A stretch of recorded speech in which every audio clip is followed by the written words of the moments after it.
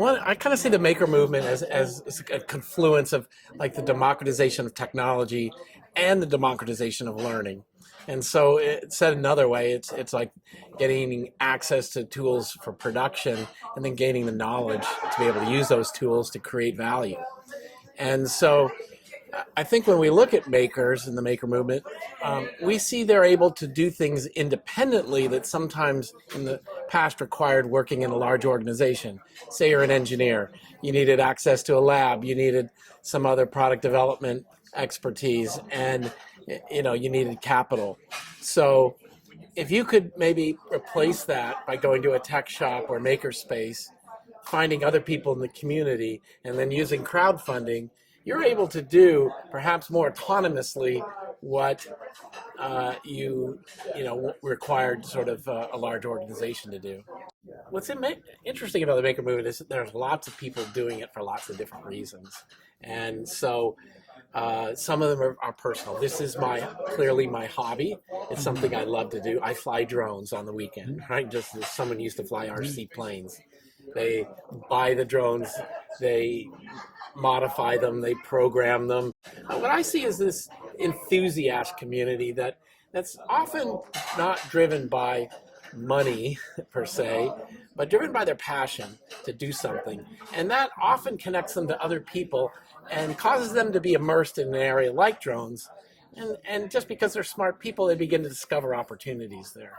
I think the growth of maker spaces can provide access to more people to acquire skills and acquire a kind of confidence in using those tools that I think translates into jobs.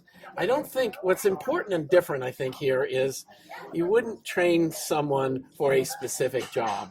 You train them to almost train them to learn well and to learn technology so that when faced with new situations and new tools, they say, yeah, I learned that so I could learn something else.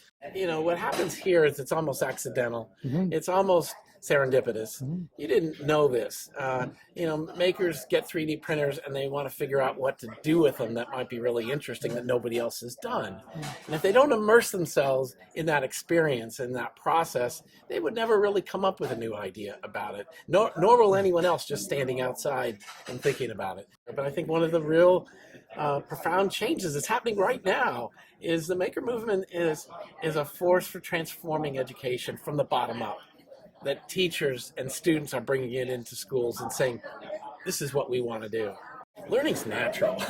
So to some degree, our systems make it difficult to learn, and we have to sort of break those down. You put a bunch of things on the table, and kids will start playing with them and making. They don't need to be told to do that. It will be fun. They do enjoy it, and they're learning. We just had last weekend at a workshop for producers of maker fairs. We had about 100 people from 10 countries were represented, but most of them from the U.S. But we had 155 maker fairs last year, around the world, and so it's being replicated.